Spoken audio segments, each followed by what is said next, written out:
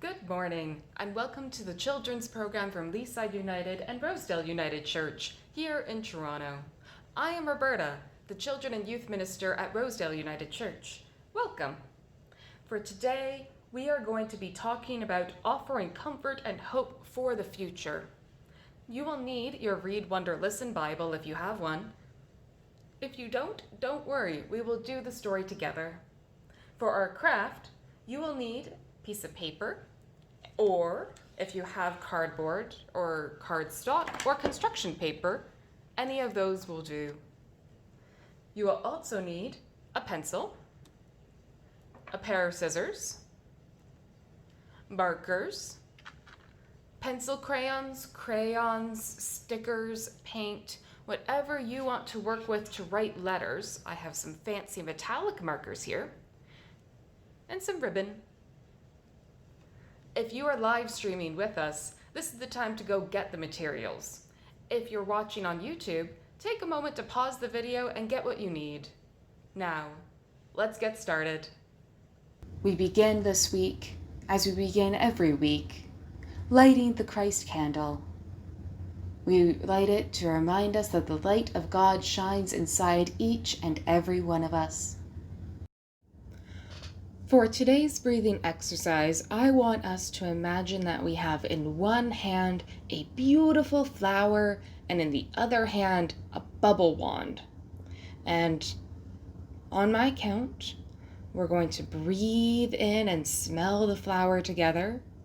And then we're going to blow out and blow through our imaginary bubble wands and get the bubbles as far as we can around the room. Ready? Deep breath in, smell that flower. And breathe out and blow all the bubbles. And in with the flower. And out with the bubbles. One more time. In with the flower. And blow out the bubbles.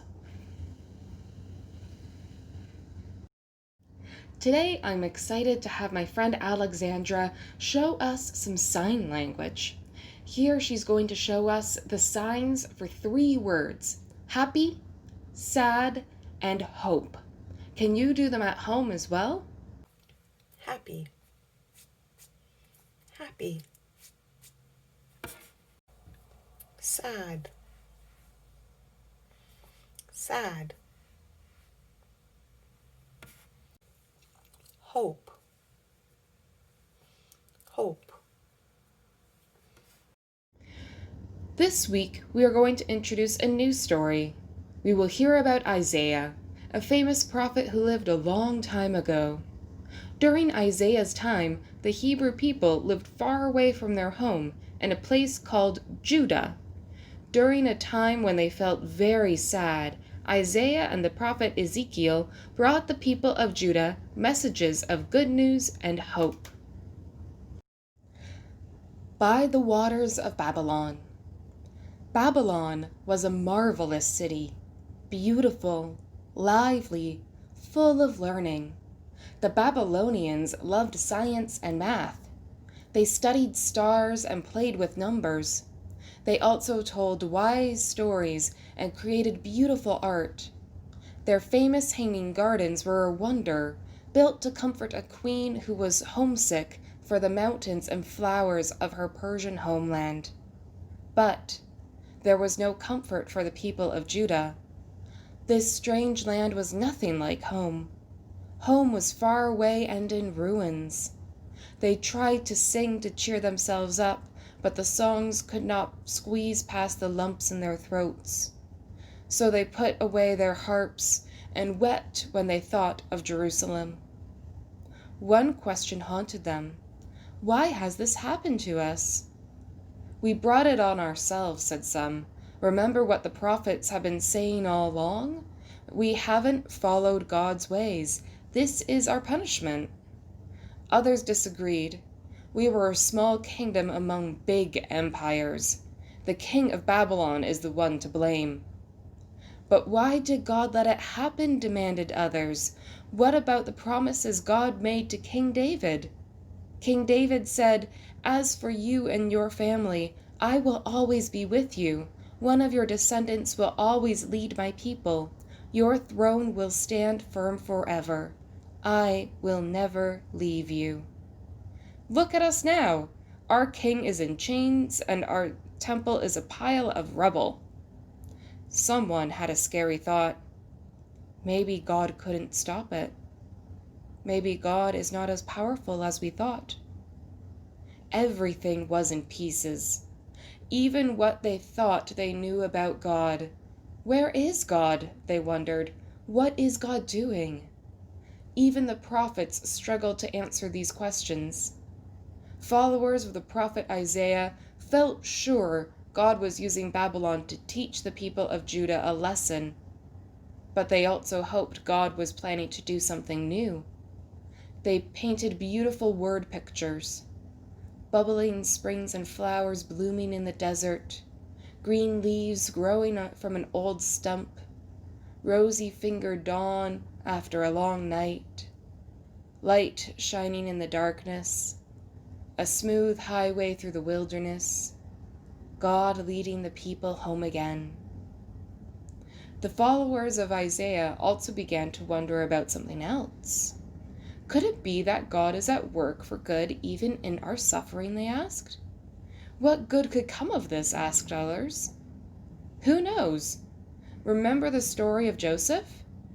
Through what he suffered, God saved many people. Slowly their minds began to open to a mystery, that all their hurt and sadness was not just punishment or bad luck, but something God could use to help and heal. They would need time to wonder about this. Meanwhile, the prophet Ezekiel, who was there with them in Babylon, had the strangest and most wonderful message of all. One day, as he sat by the river, a picture began to take shape in his mind. It was a huge throne on wheels. Ezekiel knew what it meant. "We thought God lived in Jerusalem," he said, "but God can go anywhere, rolling and traveling throughout the whole wide world. God is here with us now, even in Babylon." When they were having a hard time, Isaiah helped the people to remember that God was still with them. People today also need comfort when they are going through a hard time. I'm sure we see this now today. When people are sad, when people are sick, when people need help, there are always many people also offering messages of hope and love to them, taking care of them, and reminding them that God is with them even in their saddest moments. And that is something we are going to explore in today's craft. We're going to begin by drawing a star. To draw a star, it's quite simple. You take your pencil, you take your eraser, in case you make a mistake. You go at the top, down, da, da, da, da. One star. Now we're going to cut this star out, and that'll be our template to cut out other stars. So now I have a star template, and what I'm going to do is use this to trace other stars, and then we have a bunch of stars that we can give out to people. All I need is my handy dandy pencil.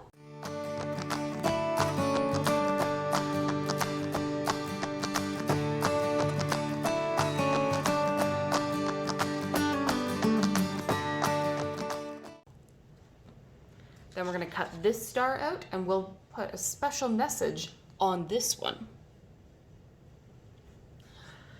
Now that we have our star cut out, we are going to draw two designs. One on this side, we're going to write a special message about God's love, and then on the other side, we're going to decorate it any which way that we want.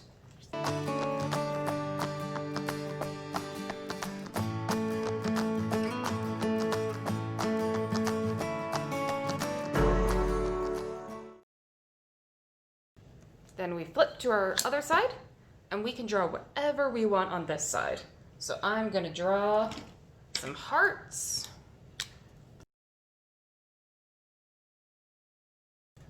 Oh, hello, Couscous. Are you joining us today? And we could draw a little happy face. How does that sound, Couscous?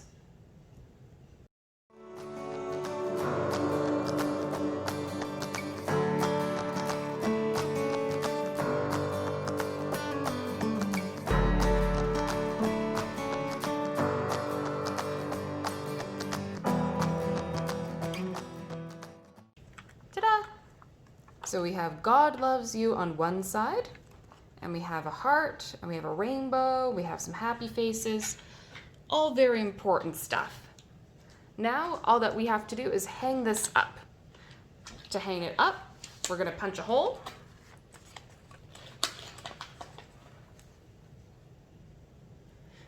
We have a hole punched through here. So then we take some of our ribbon. And I see this really sparkly ribbon, so we're gonna take that ribbon out. All right, we have our ribbon. Now, if you don't have ribbon, yarn works, string works, thread, whatever you want. And then we just tie it up at the top, just like this. And now we can hang God's message wherever we want. Hang it in the window, hang it on a tree, hang it on a picture frame. Where would you put God's message? Who needs to see it in your life today? Something else we can do is also write star messages or other special messages to other people and send them out to everyone that we know. So, in order to do that, we're going to take our star template and we're going to draw a couple more stars and cut them out. So now we have 2 stars that I can send out 2 messages with. And all we have to do is write an important message or draw a picture we think that our friend likes and then send it off to them. I think I'm going to start with this one. And I have this lovely black that has like little bits of shimmering glitter in it.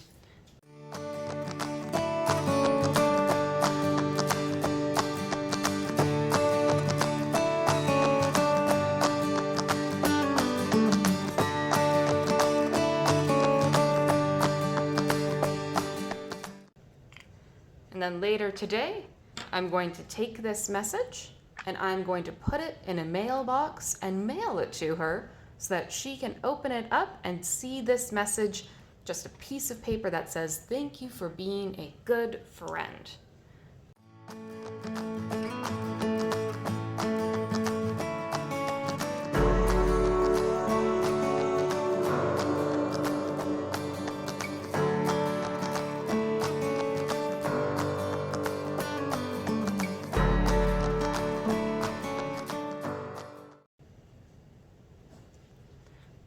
So I put a hole and tied some ribbon to it, and we're gonna see if Couscous likes it and wants to hang it up in her little cat house.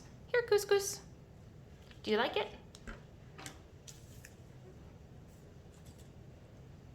I think she does.